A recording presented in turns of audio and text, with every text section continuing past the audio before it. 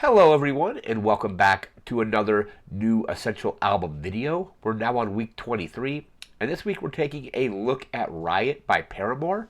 First released June 12th, 2007. Some notable tracks on this album include Misery Business, That's What You Get, We Are Broken, and Crush Crush Crush. I think I first heard Paramore maybe in like 2008 or so. It was on whatever Rock Band game at the time had, I believe it was That's What You Get. It may have even been the first Rock Band. Um, but it was either Rock Band 1 or Rock Band 2. Don't really recall. I think it could have been on Ealer because 2007 was when the first one came out, and then Rock Band 2 came out in 2008. But very good album. I was planning on doing this album for like almost like a couple years now. I initially planned it for the first Essential Album series, and kind of just didn't get around to doing it because other albums kind of just pushed it back. And then last year's series was all about new albums or albums that I had not listened to in full up to that point. So I didn't do this album for that series because it wouldn't have been a new album. But now, since we're doing Essential Albums again, we're covering it here. I have some notes about it. We're going to get through those notes and get to the track list and all that kind of stuff. So we just open the notebook here. There we go. So, like we mentioned, first released June 12th, 2007. This is their second studio album. Let's see here. The cover is very reminiscent to the cover of Rocksteady by No Doubt. The kind of very similar color scheme, red and black, with the name of the album being kind of highlighted in red, I believe. I actually picked up Rocksteady, a used copy of it fairly recently, but yeah, very similar kind of album cover to Rocksteady, which came out in I believe 2001. But this peaked at number 15 on the Billboard 200, went triple platinum, so it did fairly well. I believe the bassist, Jeremy Davis, was kicked out of the band prior to recording this album. And I have a quote here about that I will get to in just a moment.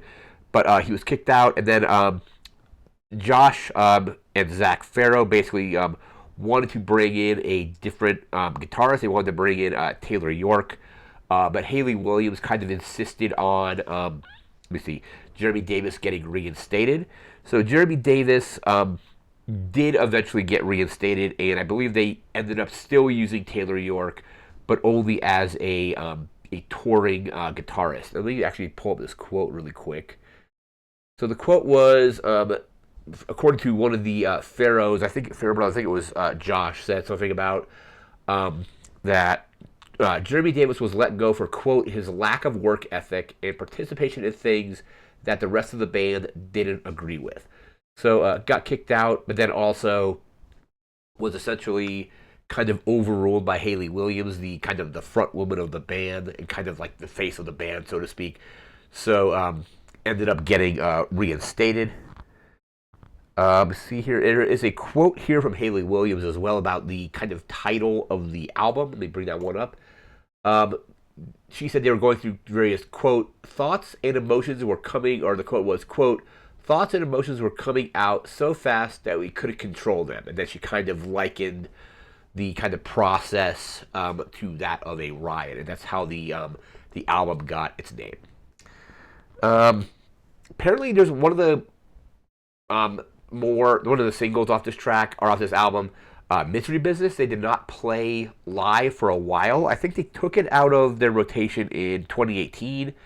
There are some lyrics that they found, or they were kind of criticized for some of the lyrics in that song. But eventually, they started, I believe, in 2022, adding that song back into their set list.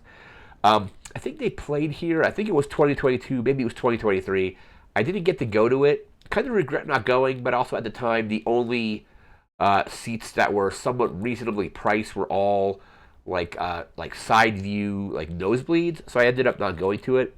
But the next time they come back, if they tour again, or whenever that happens, I will try to go because I ended up really liking again this album, some of their other stuff.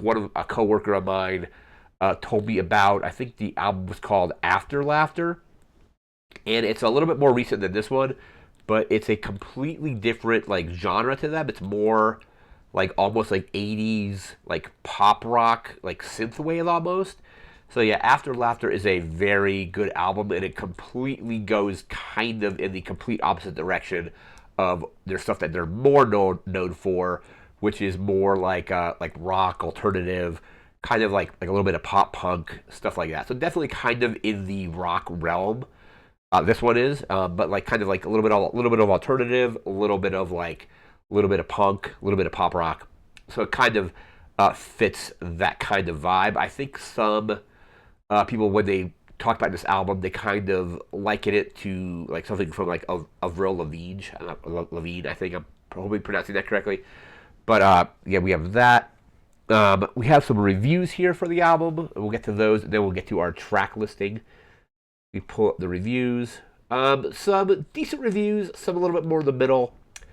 Metacritic only has it at a 67 out of 100, while AllMusic has it at a 4 out of 5. We have a 3 out of 5 from Alternative Press. Blender has it at a 3 out of 5. Drowned in Sound only has it at a 4 out of 10, with a 7 out of 10 from IGN.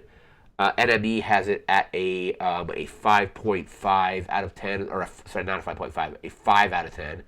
While Pitchfork has it at a, looks like an 8.8 out of 10. Usually Pitchfork is also like a little more kind of critical of albums, so this is actually reviewed pretty highly from them. Spin has it at a 3.5 out of 5. Also a 3.5 out of 5 from Sputnik Music. And Stylist Magazine gave it a B+. So some good reviews, like a few 4 out of 5s. Like an 8.8 from Pitchfork is pretty good. 7 out of 10 from IGN. And then some a little bit lower reviews, like Drowned in Sound, only a 4 out of 10 there. Or Enemy, a little more middling with a 5 out of 10. We're now going to take a look at our track list here. Album comes in at about 38 minutes and 59 seconds, so basically 39 minutes. Kind of a nice like little short listen with 11 tracks.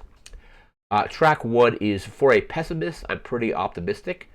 Track 2 is That's What You Get. I think that was the very first Paramore song I heard, because that was the one that was on Rock Band, either 1 or 2. Don't remember exactly which one it was. But I also believe that Misery Business, which we get to in a moment, was also on one of those games, because I vividly remember playing both of those in those games. Anyhow, so track 2 is That's What You Get. Track 3 is Hallelujah. Track 4 is Misery Business.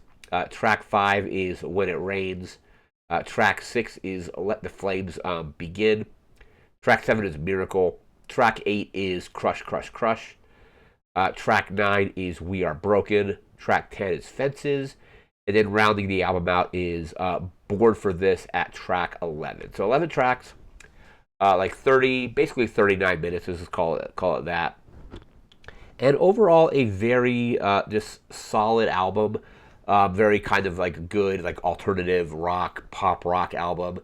Highly recommended. Like I said, I was going to try to work this into the original 52 album series from a couple years ago, but then kind of ran out of time to cover it, and then couldn't really cover it on the new album series from last year because it wouldn't have been a new album at that point. So now like we're getting around to it now.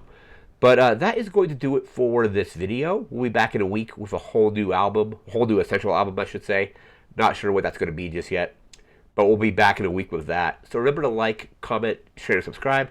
We'll see you again next time. Thanks again for watching. Take care and have a good one.